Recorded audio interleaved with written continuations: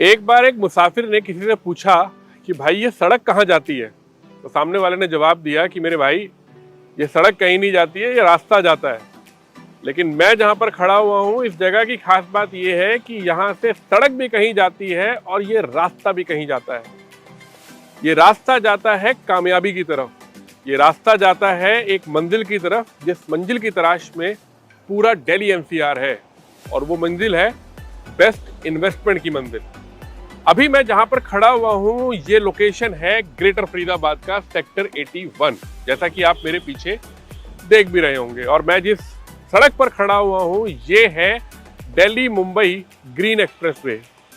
अगर मेरे आप लेफ्ट साइड की बात करें तो इस तरफ है दिल्ली, और अगर आप मेरे राइट साइड की बात करें ये सड़क जाती है मुंबई। और ये वो लोकेशन है जो लोकेशन आपके सभी सपनों को करेगी पूरा। क्या खास है इस लोकेशन में और क्या कुछ इसके अंदर होने वाला है, ये सब कुछ आपको इस वीडियो के अंदर मैं बताऊंगा। स्टेप बाय स्टेप बताऊंगा क्यों मैंने कहा कि ये सड़क भी कहीं जाती है, क्यों मैंने कहा ये रास्ता भी कहीं जाता है। ये सब कुछ मैं आपको इसमें स्टेप बाय स्टेप बताऊंगा। तो आपसे रिक्वेस्ट है कि वीडियो को स्किप ना करें और वीडियो को लास्ट तक देखें।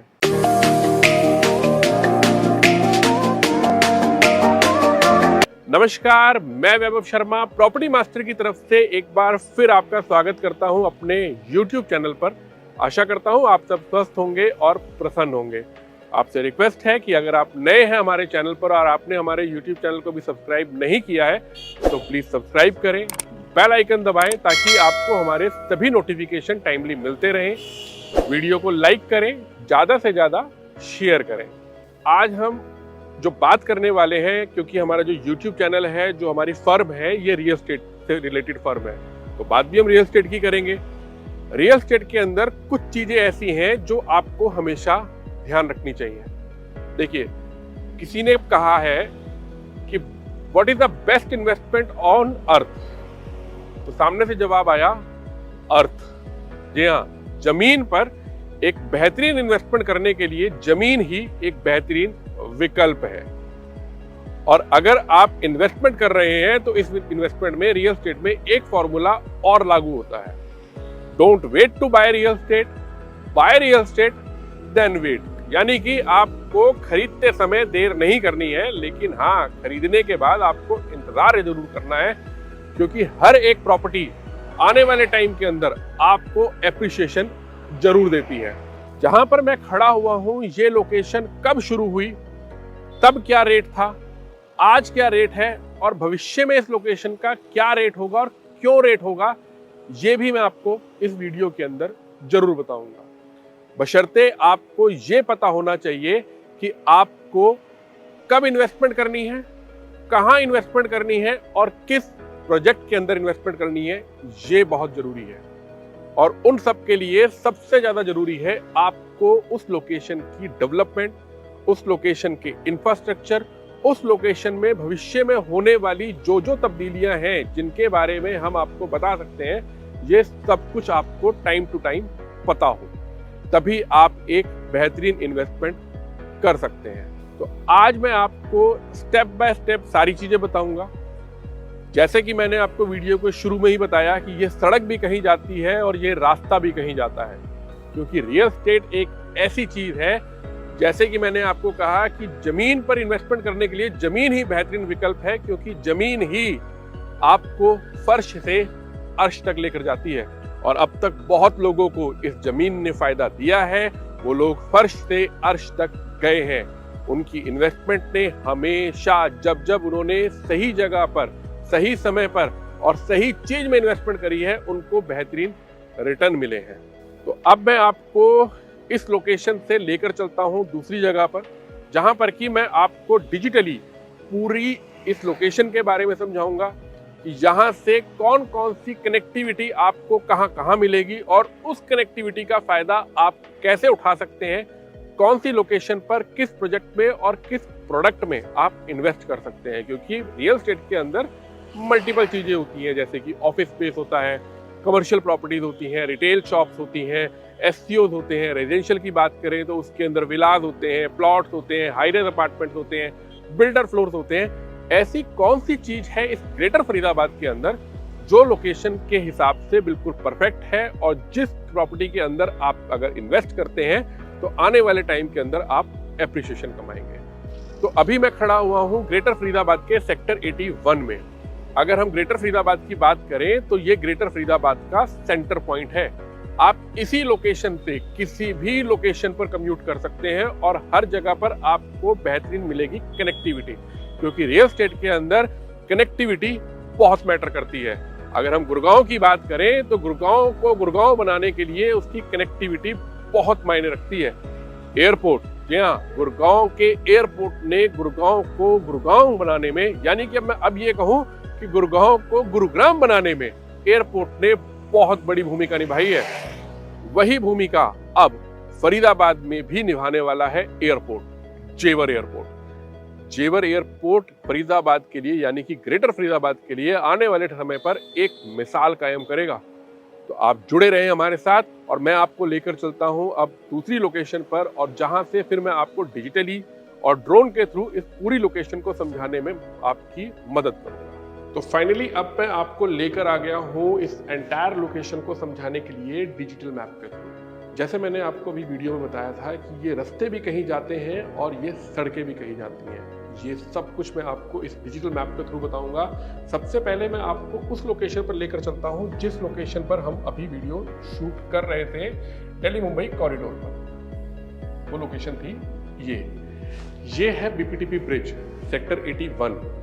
ये लोकेशन है इस एंटायर लोकेशन का जिसको हम ग्रेटर फरीदाबाद बोल रहे हैं, इसका सेंटर पॉइंट। और इसका सेंटर पॉइंट हमने क्यों लिया है ये भी मैं आपको भी वीडियो के अंदर बताऊंगा, तो वीडियो को स्किप मत करिएगा, लास्ट तक देखिएगा। स्टेप बाय स्टेप मैं आपको सारा कुछ बताता हूँ कि जिस तरीके से आप ये लोकेशन देख रहे हैं। पहले मैं इसको हटा देता हूँ और आगे बढ़ते हैं हम लोग। जैसे आप मैप के अंदर देख रहे हैं ये इस टाइम पर, मैं आपको इसमें डिफरेंस समझाने की कोशिश करता हूँ कि 2021 और 2031 के मास्टर प्लान कि जिस समय 2021 का मास्टर प्लान आया था उस समय पर ग्रेटर फरीदाबाद कैसा होता था, और 2031 का मास्टर प्लान आने पर ग्रेटर फरीदाबाद कैसा हो गया, और आगे चलकर ये ग्रेटर फरीदाबाद कैसा होने वाला है। यानी कि फरीदाबाद से ग्रेटर फरीदाबाद और ग्रेटर फरीदाबाद से ग्रेटेस्ट फरीदाबाद होने तक की पूरी स्टोरी आपको मैं बताऊंगा।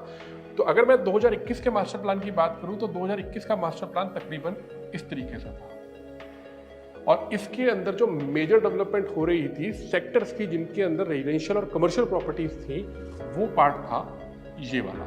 इसके अंदर सेक्टर 75 जो आप यहाँ देख रहे हैं और ये है सेक्टर 89, यानी कि 15 सेक्टर्स के ऊपर मेजर डेवलपमेंट आपको देखने के लिए मिली थी, जिसके अंदर की सब complete commercial, residential, plot, builder floors, high rise apartment, ये सब कुछ था।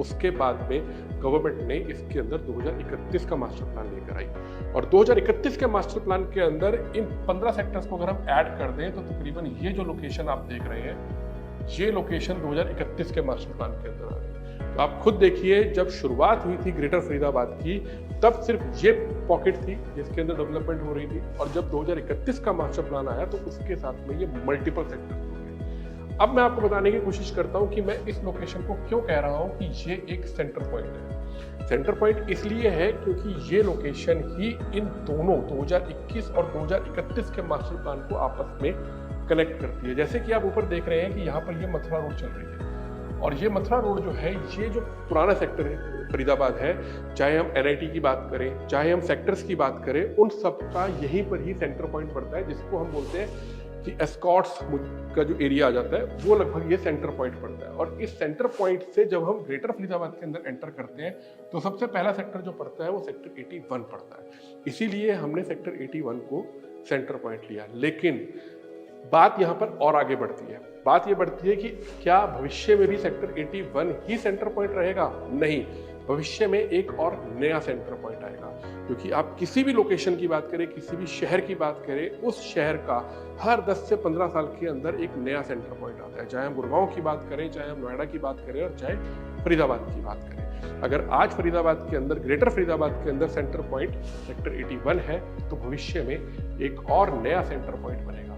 वो सेंटर पॉइंट कौन सा होगा वो भी मैं आपको इस वीडियो के अंदर पूरा बताऊंगा। तो अभी फिलहाल हम इसको रेस करते हैं इस पॉइंट को, और फिर मैं आपको बाकी की जो और लोकेशंस हैं उनके बारे में भी आपको सारा कुछ बताता हूँ। आई होप आपको यहाँ तक ये मैप सही से समझ आ गया होगा। और अब हम रोड्स की कनेक्टिविटी, जो नई सड़कें हैं, जो नए रास्ते हैं, उन सब की आपको मैं पूरी कंप्लीट कनेक्टिविटी इस मैप के थ्रू आगे दिखाता चलूँ। तो अब हम बात करेंगे रास्तों की और सड़कों की, जो इस फरीदाबाद को ग्रेटर फरीदाबाद और ग्रेटर फरीदाबाद से ग्रेटेस्ट फरीदाबाद बनाएंगे। देखिए, ये है सराय काले खां और ये है सेक्टर 81। सबसे पहले हम इस लोकेशन के बारे में समझते हैं कि ये कनेक्टिविटी क्या है और यहाँ से कितना डिस्टेंस है और कितना टाइम लगता है। देखिए, अगर अभी हम लोग बात करें सराय काले खां से और इधर से मथुरा रोड से आते हुए और सेक्टर 81 आने के लिए, तो आज की डेट में जो हमें यहाँ पर टाइम लगता है वो लगभग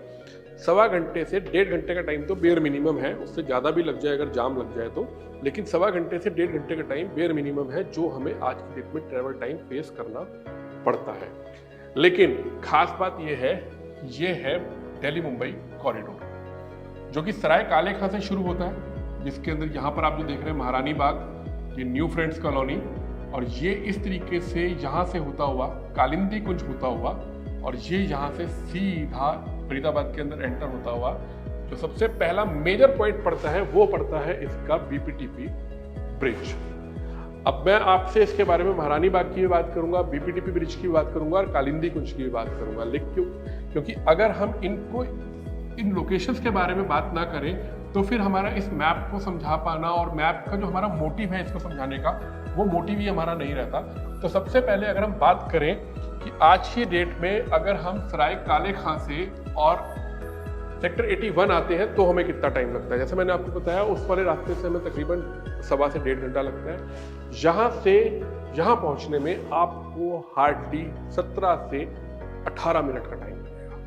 तो आप खुद सोचिए कि आपका लगभग 1.25 घंटे का टाइम आपका सेव होता है। दुनिया में किसी भी लोकेशन में रियल एस्टेट की बात करें तो रियल एस्टेट उसी लोकेशन पर बूम करती है जहां पर की कनेक्टिविटी ईजी होती है। और इस लोकेशन की अगर हम लोग बात करें तो इस लोकेशन की सबसे बढ़िया कनेक्टिविटी जो है वो यही है। मैं इसको इसलिए कह रहा हूं कि अगर हम गुड़गांव की भी बात करें तो गुड़गांव से गुरुग्राम कैसे बना, उसके पीछे भी कनेक्टिविटी बहुत मेजर रोल अदा करती है। क्योंकि एयरपोर्ट दिल्ली में था, बीच में गुड़गांव था, इस तरफ मुंबई था। सेम सिचुएशन जैसे यहाँ पर है, जहाँ पर सराय काले खां है, यहाँ पर फरीदाबाद है और इधर मुंबई है। लेकिन मुंबई और दिल्ली को कनेक्ट करने के लिए सिर्फ अभी तक एक ही रास्ता था जो कि गुड़गांव से होकर जाता था। जब वो कनेक्टिविटी स्मूथ हो गई तो गुरुग्राम बना, क्योंकि मुंबई पोर्ट सबसे बड़ा एरिया है जहाँ पर आपको सबसे बड़े पोर्ट मिलते हैं, और दिल्ली नॉर्थ इंडिया का सबसे बड़ा वो सेंटर जहाँ से कि सारी ट्रांसपोर्टेशन होती है। अब उस ट्रांसपोर्टेशन को कनेक्ट करने के लिए उस हाईवे ने बहुत बड़ा रोल अदा किया। आप यकीन मानिए भविष्य में ये दिल्ली मुंबई कॉरिडोर जो है ये भी वही रोल अदा करेगा। तो जैसे मैं आपको अभी बता रहा था कि अगर हम इस लोकेशन की बात करें और इधर से हम महारानी बाग की बात करें, तो जिस समय पर ये ग्रेटर फरीदाबाद शुरू हुआ था, जिसके अंदर 2021 का मास्टर प्लान आया था, उस समय लगभग 2007 के आसपास की बात है। तब यहाँ पर रेट्स जो हुआ करते थे वो रेट्स होते थे तकरीबन 7 से 8 हज़ार रुपये पर स्क्वायर यार्ड के। लेकिन आज हम खड़े हुए 2024 में और आज यहाँ पर जो रेट्स हैं, तकरीबन 18-19 साल का टाइम बीत गया है, आज यहाँ पर 1.5 लाख रुपये पर स्क्वायर यार्ड का रेट है। और ये 1.5 लाख रुपये पर स्क्वायर यार्ड के रेट को आप 2007 या 2008 से कंपेयर मत करिए, इसको कंपेयर करिए सिर्फ पिछले 5 साल से। यानी कि ये जो रेट्स आए हैं ये सिर्फ पिछले 5 साल में ये रेट आए हैं। और आज अगर हम महारानी बाग की बात करें तो महारानी बाग के अंदर आज की डेट में 10 से 11 लाख रुपए पर स्क्वायर यार्ड का रेट है। सिर्फ क्यों? क्योंकि महारानी बाग एक सेंटर पॉइंट है। वहां से आपको कहीं पर भी कनेक्ट करना है, चाहे आपको नोएडा कनेक्ट करना है, चाहे आपको गुड़गांव कनेक्ट करना है, इवन की अगर आपको कनॉट प्लेस कनेक्ट करना है अपने आप को, तो महारानी बाग एक वो प्राइम लोकेशन है। यानी कि सेंटर पॉइंट की हमेशा एक खासियत रहती है किसी भी शहर के अंदर, वो उस शहर को बनाने में अपना एक अहम रोल अदा करता है। वो आप किसी भी शहर को उठाकर देख लीजिए और उस शहर के सेंटर पॉइंट को उठाकर देखिए, उस सेंटर पॉइंट पर हमेशा रेट्स आपको ज़्यादा मिलेंगे। जैसे कि आज सेक्टर 81 के अंदर प्राइम रेट्स है, सबसे ज़्यादा रेट है। अब बात करेंगे कि भविष्य में ऐसा कौन सा सेंटर पॉइंट होने वाला है ग्रेटर फरीदाबाद के अंदर, जिस सेंटर पॉइंट में आने वाले टाइम के अंदर आपको फिर से रेट्स में एप्रिसिएशन मिलेगी। उससे पहले मैं आपको कुछ और कनेक्टिविटीज के बारे में बताना चाहूंगा। जैसे मैंने अभी आपको बताया, सराय काले खां से लेकर और सेक्टर 81 के लिए मुंबई कॉरिडोर जो है ये कितना अहम रोल अदा करेगा, यानी कि आपका टाइम ट्रेवल जो बच गया वो आपके लिए एक बहुत बड़ी यूएसपी रहेगी। इसके अलावा और भी ऐसी कनेक्टिविटीज हैं जिनके बारे में मैं अभी आपको स्टेप बाय स्टेप बताऊंगा। जैसे आप स्क्रीन के ऊपर देख रहे हैं कि अलग अलग कलर्स में है, ये मैं आपको सब कुछ बताऊंगा। लेकिन उससे पहले जरूरी ये है कि हम ये समझ लें कि ऐसा ग्रेटर फरीदाबाद के अंदर क्या होने वाला है। क्या सिर्फ मुंबई कॉरिडोर ऐसी वजह है जिसकी वजह से यहाँ पर रेट बढ़ेंगे? जी नहीं, सिर्फ मुंबई कॉरिडोर ऐसी वजह नहीं है जिसकी वजह से रेट बढ़ेंगे। वजह इसके अलावा एक और भी है, वो सबसे बड़ी वजह है।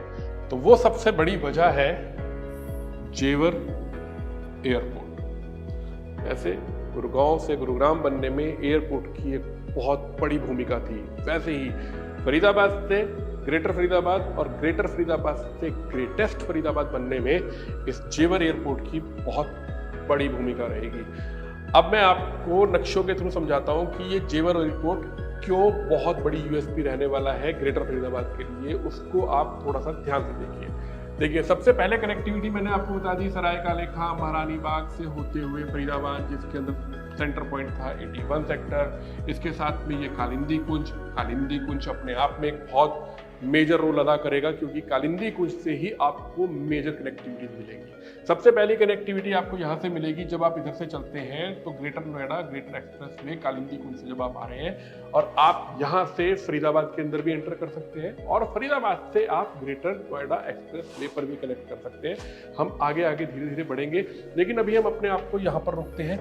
यहाँ पर मेजर पॉइंट क्या है कि जब आप कालिंदी कुंज से ग्रेटर नोएडा एक्सप्रेस वे से आते हैं तो आप पहुंचते हैं सेक्टर 168। अब इस सेक्टर 168 को फरीदाबाद पर कहां पर कनेक्ट किया जाएगा? ये है FNG, Faridabad Noida Ghaziabad express way, जिसकी शुरुआत होती है तकरीबन इस सेक्टर से। ये है सेक्टर 89। जी हाँ, सेक्टर 89। ये सेक्टर 89 वही है जिसको आप अमृता हॉस्पिटल के नाम से भी जानते हैं। बहुत मेजर डेवलपमेंट्स हो रही हैं यहाँ पे।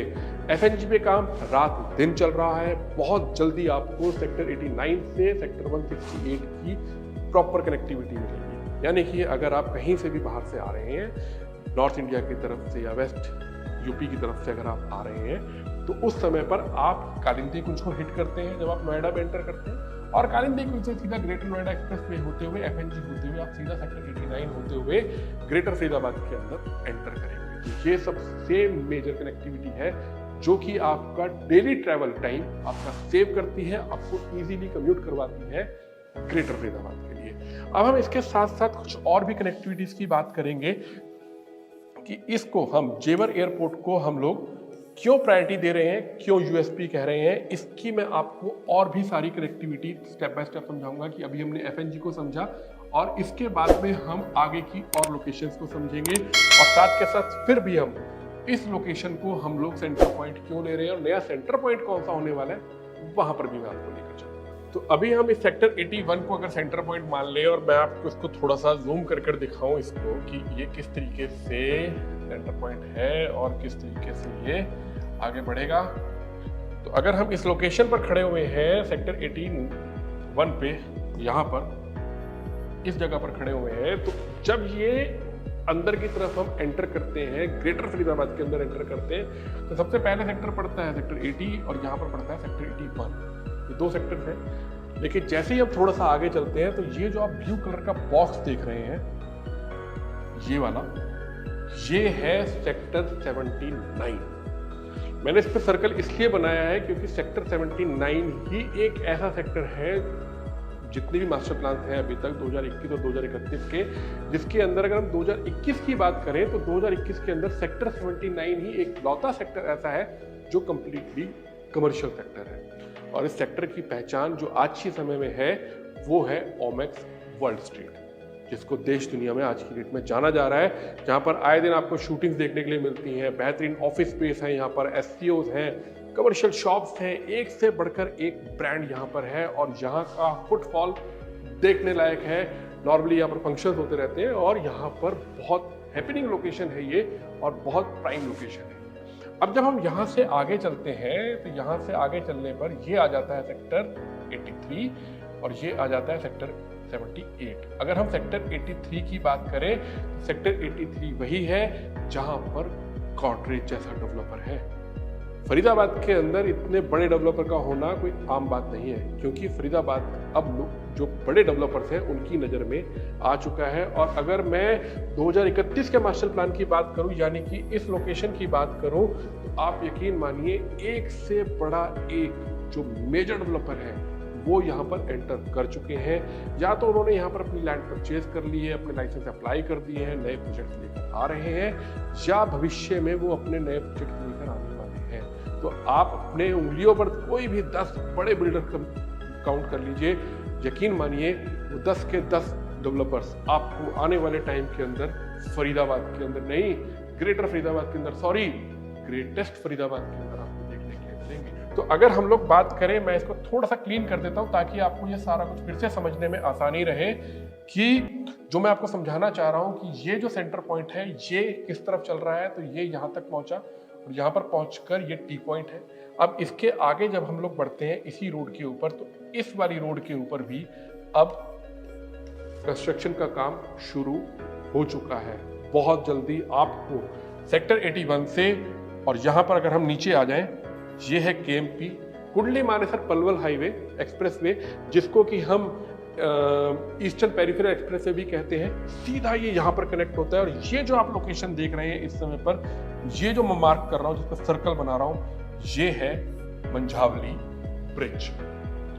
कहाँ से कितना डिस्टेंस आपको पड़ेगा वो भी मैं आपको भी स्टेप बाय स्टेप बताऊंगा। सबसे पहले हम इसको समझते हैं कि ये जो मंझावली ब्रिज मैं आपको दिखा रहा हूँ, इस मंझावली ब्रिज की आप आखिरकार क्या ऐसी बात है जिसकी वजह से मंझावली ब्रिज को आपके सामने रिड्यूस कर रहा हूँ, आपको दिखाने की कोशिश कर रहा हूँ। मंझावली ब्रिज 2 शहरों का संगम है। इसको आप राम सेतु भी कह सकते हैं। राम सेतु इसलिए कह सकते हैं कि एक देश से दूसरे देश में जाने के लिए, एक प्रदेश से दूसरे प्रदेश में आने के लिए, और एक शहर से दूसरे शहर में आने के लिए ये मंझावली ब्रिज हमेशा एक बहुत बड़ा रोल अदा करेगा। मंझावली ब्रिज तैयार हो चुका है। बहुत जल्दी आपको इसकी कनेक्टिविटी सीधी केएमपी से दिखाई दे जाएगी। और जब तक इसकी कनेक्टिविटी होगी तब तक ये वाला पार्ट जो मैंने आपको बताया, ये वाला पार्ट, ये भी ऑपरेशनल हो जाएगा। अब आप खुद सोचिए कि इस पॉइंट से जब आपको केएमपी पर बिना रुके बिल्कुल सीधी, जिसके अंदर आपको कहीं पर भी कोई ट्रैफिक सिग्नल भी नहीं मिलेगा, आप यहां से यहां तक का डिस्टेंस जब एक साथ आप क्रॉस करेंगे, तो आप सोचिए कि यहाँ पर कितनी बढ़िया डेवलपमेंट होगी और क्या रेट्स होंगे। अब बात करते हैं हम उस सेंटर पॉइंट की, जिस सेंटर पॉइंट के लिए मैं आपको बताने वाला हूँ कि भविष्य में वो कौन सा नया सेंटर पॉइंट होगा। लेकिन उससे पहले थोड़ा सस्पेंस रहने दीजिए। उससे पहले मैं आपको अदर कनेक्टिविटीज बताता हूँ। मैं अभी आपको कनेक्ट करता हूँ इस सभी रोड्स के साथ में, जेवर एयरपोर्ट के साथ में, जेवर एयरपोर्ट। अब हम इसकी कनेक्टिविटी की थोड़ी सी बात करते हैं कि जेवर एयरपोर्ट को कनेक्ट करने के लिए हम लोग ग्रेटर फरीदाबाद की कौन कौन सी ऐसी लोकेशंस हैं जिनके बारे में हमें समझना चाहिए कि हम जेवर एयरपोर्ट को डायरेक्टली कनेक्ट कैसे कर सकते हैं। तो सबसे पहले हम ये समझते हैं, सबसे पहले तो आप इस वाली लोकेशन को समझ गए, एफएनजी को, जहां पर कि आपको सेक्टर 89 से और नोएडा सेक्टर 68 पहुंचने में आपको तकरीबन 5 से 7 मिनट का टाइम लगेगा। अब अगर बात करें हम सेक्टर 81 यहाँ से और केएमपी पहुंचने में, तो यहाँ से आपको तकरीबन जो टाइम लगेगा वो तकरीबन टाइम लगेगा आपको 5 से 7 मिनट की ड्राइव केएमपी। जी हाँ, सेक्टर 81 से डायरेक्ट जब आप केएमपी पर पहुंचते हैं तो 5 से 7 मिनट की आपको ड्राइव पड़ती है। और केएमपी से आप डायरेक्ट कनेक्ट करते हैं यमुना एक्सप्रेसवे पर। जी हाँ, यहाँ पर आपका ये अभी ग्रेटर नोएडा एक्सप्रेसवे चल रहा था। इसके बाद में जब आप परी चौक पर पहुंच जाते हैं यहाँ पर, तो परी चौक से ये स्टार्ट हो जाता है यमुना एक्सप्रेसवे। तो यानी कि अभी तक आप 2 कनेक्टिविटी समझ गए होंगे, सेक्टर 89 से सेक्टर 68 होते हुए आप यमुना एक्सप्रेसवे पर, और सेक्टर 81 से यमुना एक्सप्रेसवे पहुंचने में जो आपको टाइम लग रहा है तकरीबन 8 से 12 मिनट का जो टाइम लग रहा है, वो आपको यहाँ पर टाइम लग रहा है मंझावली ब्रिज होते हुए। तो ये 2 मेजर कनेक्टिविटी है जो ग्रेटर फरीदाबाद से आपको यमुना एक्सप्रेसवे पर कनेक्ट करती है। अब तीसरी कनेक्टिविटी, ये वाला पॉइंट आप देख रहे हैं, ये है सेक्टर 65 सेक्टर 62 का एरिया। ये हुडा सेक्टर है। यहाँ पर एक टर्निंग पॉइंट है जहाँ पर कि दिल्ली से आ रहा ये मुंबई कॉरिडोर एक्सप्रेस कुछ इस तरीके से टर्न कर जाता है, जैसा कि आप पिक्चर में देख भी रहे होंगे। यहाँ से आपको ये फरीदाबाद है और यहाँ से जब आप जेवर एयरपोर्ट के लिए आते हैं तो ये सीधी कनेक्टिविटी आपको जेवर एयरपोर्ट पहुंचाती है। इसके ऊपर भी रात दिन काम चल रहा है और बहुत जल्दी ये रोड आपको ऑपरेशनल मिलेगी। क्यों? उसके पीछे रीजन है। उसके पीछे रीजन ये है कि जेवर एयरपोर्ट को पूरे दिल्ली एनसीआर के साथ कनेक्ट करना है और खास तौर पर कनेक्ट करना है उसको फरीदाबाद के साथ में। ये मैं नहीं कह रहा, ये गवर्नमेंट कह रही है, ये सड़क परिवहन मंत्री नितिन गडकरी जी कह रहे हैं, क्योंकि उनकी नज़र में फरीदाबाद वाकई में एक वो शहर है जिस शहर ने आज तक इंडिया की डेवलपमेंट पे एक बेहतरीन योगदान अदा किया है और भविष्य में भी ये अपना रोल ऐसे ही अदा करता रहेगा। तो ग्रेटर फरीदाबाद से ग्रेटर फरीदाबाद बनने के लिए जेवर एयरपोर्ट इसलिए इंपॉर्टेंट है क्योंकि जेवर एयरपोर्ट से आपको सारी कनेक्टिविटी डायरेक्ट मिल रही है। तो फाइनली अब हम आते हैं उस सेंटर पॉइंट पर, जिस सेंटर पॉइंट ने काफी देर से एक सस्पेंस बनाया हुआ था। हम उस सेंटर पॉइंट के सस्पेंस को खत्म करते हैं और अब शुरू करते हैं। आप इसको जेवर एयरपोर्ट को बिल्कुल अपने माइंड में रखिएगा क्योंकि ये जेवर एयरपोर्ट बहुत इंपॉर्टेंट यूएसपी है ग्रेटर फरीदाबाद के लिए, ग्रेटर फरीदाबाद के लिए। तो ये है सेक्टर 81 जिसको कि हम सेंटर पॉइंट बोल रहे हैं, बोल ही नहीं रही, एक्चुअल में सेंटर पॉइंट है। उसके पीछे रीजन जो है वो रीजन ये है कि इसके साथ लगता हुआ है सेक्टर 79, एक कमर्शियल सेक्टर, आसपास की हैपनिंग लोकेशन है, डेवलपमेंट बहुत अच्छी चल रही है, इंफ्रास्ट्रक्चर बहुत अच्छा चल रहा है, कनेक्टिविटी स्मूथ है, ये सारे रीजन हैं। लेकिन अगर हम लोग बात करें अब इस पॉइंट के बीच में एक सेंटर पॉइंट की, तो वो सेंटर पॉइंट है सेक्टर 97।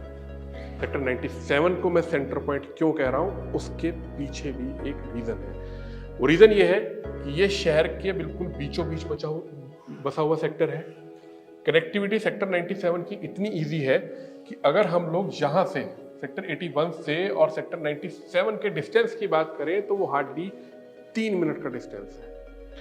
अब अगर हम इस लोकेशन की बात करें, क्योंकि ये सीधी रोड आपको मंझावली ब्रिज होते हुए सीधा केएमपी के साथ टच कर रही है, तो ये आपको बिल्कुल सीधी कनेक्टिविटी मिल गई। और इस सीधी कनेक्टिविटी के बीच में ये सेक्टर 97 और सेक्टर 97 के बिल्कुल साथ में लगता हुआ सेक्टर 100।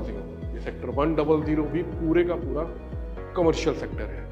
अब आप खुद सोचिए, सिर्फ इन 15 सेक्टर्स के लिए जब एक ये कमर्शियल सेक्टर है जिसने इतना फुटफॉल ले रखा है, तो इतने सेक्टर्स के लिए जब ये वाला एक कमर्शियल सेक्टर होगा तो ये कितना फुटफॉल लेगा। और जहां पर रेजिडेंशियल सेक्टर के साथ में लगता हुआ कमर्शियल सेक्टर होता है, उसके साथ में लगा हुआ रेजिडेंशियल सेक्टर हमेशा ग्रोथ करता है, जैसे कि 81 ने किया। उसी तरीके से भविष्य में सेक्टर 97 भी ऐसी ही ग्रोथ करेगा, जहां पर भी आपको प्लॉट्स, कमर्शियल, ये सब कुछ आपको मिलेगा। रेट्स यहाँ पर भी आने वाले टाइम के अंदर बहुत अच्छे होंगे। अगर मैं गलत नहीं हूँ और मेरी जो एक एक्सपीरियंस है उस एक्सपीरियंस के थ्रू मैं आपको कहूँ तो अगर दिल्ली के अंदर था महारानी बाग, तो ये भविष्य का सेक्टर 97 होगा महाराजा। तो इस सेक्टर 97 की आपको मैं कंप्लीट इंफॉर्मेशन दूंगा और मौके पर जाकर दूंगा, सेक्टर 97 के अंदर खड़े होकर दूंगा कि वहाँ पर क्या क्या डेवलपमेंट और क्या क्या इंफ्रास्ट्रक्चर उस समय पर काम हो रहा है वहाँ पे, और भविष्य में यहाँ पर आपको क्या क्या देखने के लिए मिलेगा, ये सब कुछ मैं आपको बताऊंगा। फाइनली हम एक लास्ट शॉट लेते हैं इसके अंदर, और लास्ट शॉट में मैं आपको इन सभी लोकेशंस की एक बार को जेवर एयरपोर्ट से लगने वाली जो लोकेशंस हैं ये, इन सब का मैं आपको एक कंप्लीट रूट समझा देता हूं कि कहां से आपको कितना टाइम लगेगा। तो अगर मैं आपको समझाने की कोशिश करूं, जैसे आप नीचे ये स्क्रीन के ऊपर भी देख रहे होंगे कि आपको यहां से प्रॉपर एक टाइम टेबल हमने दिया हुआ है कि कहां से आपको कितना टाइम लगेगा, तो वो आप समझ सकते हैं कि सबसे पहले लेते हैं महारानी बाग से ग्रेटर फरीदाबाद, यानी कि इस लोकेशन से और यहाँ तक के लिए आपको पहुंचने में लगेंगे तकरीबन 17 से 18 मिनट। जी हाँ, ये हमारा खुद का कम्यूट किया हुआ टाइम है, जो हमने खुद ट्रैवल किया है, उसके अकॉर्डिंग हम आपको ये क्लेम कर रहे हैं कि ये टाइम आपको लगेगा। इसके बाद करते हैं सेक्टर 81 से सेक्टर 97, यानी कि ये है सेक्टर 81 और यहाँ पर है सेक्टर 97। इसके बीच का जो डिस्टेंस है ये है तकरीबन सिर्फ और सिर्फ 3 मिनट का। अब इसके बाद में बात करते हैं ग्रेटर फरीदाबाद से ग्रेटर नोएडा, यानी कि यहाँ से जो आप इस तरीके से होके आप यमुना एक्सप्रेस वे पर आप पहुंचेंगे, इसका जो टाइम लगेगा आपको, ये तकरीबन टाइम लगेगा आपको 15 से 20 मिनट का। ये एक बहुत इजी कनेक्टिविटी है जो आपको सीधा ग्रेटर फरीदाबाद से ग्रेटर नोएडा के साथ में कनेक्ट कर रही है। इसके बाद में फिर अगली हमारी जो कनेक्टिविटी आती है वो आती है ग्रेटर फरीदाबाद से जेवर एयरपोर्ट, यानी कि हम इस लोकेशन से जी हाँ, हम इस लोकेशन से और हम यहाँ पर जेवर एयरपोर्ट की कनेक्टिविटी की बात कर रहे हैं कि आप यहाँ से मंझावली ब्रिज होते हुए, केएमपी होते हुए, यमुना एक्सप्रेस वे होते हुए जेवर एयरपोर्ट पहुंचेंगे। ये डिस्टेंस टाइम जो लग रहा है, ये आपको लग रहा है 15 से 20 मिनट का। इसके अलावा अगर हम इस वाली लोकेशन से भी ग्रेटर फरीदाबाद जेवर एयरपोर्ट आने की बात करें तो ये डिस्टेंस भी आपका 15 से 20 मिनट का ही है। यानी कि एक मल्टी सिटी से आप जब इंटरनेशनल एयरपोर्ट ऐसा जो वाकई में आने वाले टाइम के अंदर एक इतिहास रचेगा, सबसे बड़ा एयरपोर्ट बन रहा है, 15 से 20 मिनट का डिस्टेंस इसके अंदर लग रहा है। अगर हम सेक्टर 89 की बात करें तो सेक्टर 89 से नोएडा सेक्टर 168 तक पहुंचने में आपको लग रहे हैं सिर्फ 5 से 7 मिनट। तो आप खुद देखिए कि ये ग्रेटर फरीदाबाद है, जो पहले फरीदाबाद हुआ करता था, फिर ग्रेटर फरीदाबाद हुआ और आज ग्रेटेस्ट फरीदाबाद है। उसके पीछे वजह ये है, यहाँ से रास्ते भी जा रहे हैं और यहाँ से सड़क भी जा रही है। बहुत जल्दी आपके सामने फिर हाजिर होऊंगा इस नए सेंटर पॉइंट के साथ में, सेक्टर 97 के साथ में। इसकी आपको मैं कंप्लीट डिटेल और कंप्लीट इंफॉर्मेशन दूंगा, ग्राउंड रिपोर्ट दूंगा, ग्राउंड जीरो से, जहां से मैं आपको सभी नए प्रोजेक्ट के बारे में पूरी इंफॉर्मेशन दूंगा। वीडियो थोड़ा लेंथी हो रहा था तो मेरी टीम ने बोला कि वीडियो लंबा हो रहा है, इसलिए हमें वीडियो को यहीं रोकना चाहिए। लेकिन बहुत जल्दी इसका अगला पार्ट हम आपके सामने लेकर आएंगे, जिसके अंदर हम आपको सेक्टर 97 की कंप्लीट डिटेल देंगे, क्योंकि सेक्टर 97 वाकई में एक सेंटर पॉइंट है ग्रेटर फरीदाबाद का, जहां से आपको भविष्य में अच्छी खासी एप्रिसिएशन मिलेगी। तो क्या क्या है सेक्टर 97 में, कितनी लैंड है, क्या प्रोजेक्ट है, कितना पार्क का एरिया है, क्या प्लॉट्स के साइजेज हैं, क्या वहाँ पर क्लब का साइज है, ये सब कुछ आपको डिटेल इन्फॉर्मेशन हमारे उस वीडियो में मिलेगी। तो जुड़े रहे हमारे साथ। लेकिन विदा लेने से पहले मैं आपसे एक बात कहना चाहूँगा। बात यह है कि जब भी आप कहीं इन्वेस्टमेंट करते हैं तो आपके लिए सबसे जरूरी क्या है? क्या लोकेशन जरूरी है? क्या प्रोजेक्ट जरूरी है? ये तो जरूरी है ही। इससे ज़्यादा जरूरी है कि जिससे आप सलाह ले रहे हैं, जो आपका कंसल्टेंट है, क्या वो प्रोफेशनल है या नहीं है। ये बहुत इंपॉर्टेंट है। इसके लिए मैं आपको एक छोटी सी स्टोरी सुना रहा हूँ। इस स्टोरी को थोड़ा ध्यान से समझिएगा और इस स्टोरी से आपको पता चलेगा कि आपको क्या करना चाहिए। एक गांव के अंदर दो भाई थे, ज़्यादा पढ़े लिखे नहीं थे, लेकिन एक भाई का दिमाग थोड़ा तेज चलता था, तो वो वहाँ पर आरपीएम डॉक्टर बन गया। जो बिना पढ़े लिखे गांव के अंदर ऑलरेडी डॉक्टर बन जाते हैं, एक छोटी सी दुकान खोल लेते हैं, उसकी वो दुकान चल पड़ी। लोगों का उसके पास आना, अपना इलाज करवाना चल पड़ा और संयोग की बात थी कि लोग ठीक भी होने लग गए। लेकिन उसका जो दूसरा भाई था वो अभी भी कुछ नहीं कर पा रहा था। तो लोगों ने उससे बोला कि भाई तू डॉक्टर बन गया, अपने इस भाई को भी तू कुछ करवा दे। कहते इसको क्या करवाऊं? कहते एक काम कर, इसको तू जानवरों का डॉक्टर बना दे। तो कहता जानवरों के डॉक्टर के लिए भी तो कुछ पता होना चाहिए। कहता ना, जानवरों के डॉक्टर के लिए बस 4 गोलियां होती हैं, उनमें से कोई भी गोली दे दो, जानवर ठीक हो जाता है। कहता कि अच्छा। उससे वो 4 गोलियां पता कर ली और अपने उस भाई को भी जानवरों का डॉक्टर बना दिया। और संयोग से उस जानवरों के डॉक्टर का काम भी चल पड़ा। आसपास के गांव से लोग जानवर लेकर आते और अपना जानवर उसको दिखाते, उसके जानवर ऑलरेडी ठीक हो जाते। एक दिन एक किसान अपना गधा लेकर आ गया। अब उसने उससे पहले भैंस का और गाय का इलाज तो किया था, कभी गधे का इलाज किया नहीं था, तो उसको समझ नहीं आया। फिर भी उसने उन 4 डिब्बों में से एक गोली निकाली और उस किसान को दे दी कि ये गोली घर जाकर इसको गधे को खिला देना।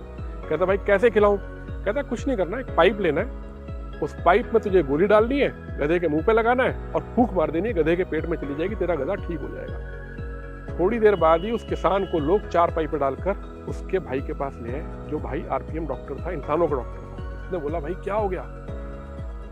उस किसान के मुंह से बस एक वर्ड निकला, पाइप।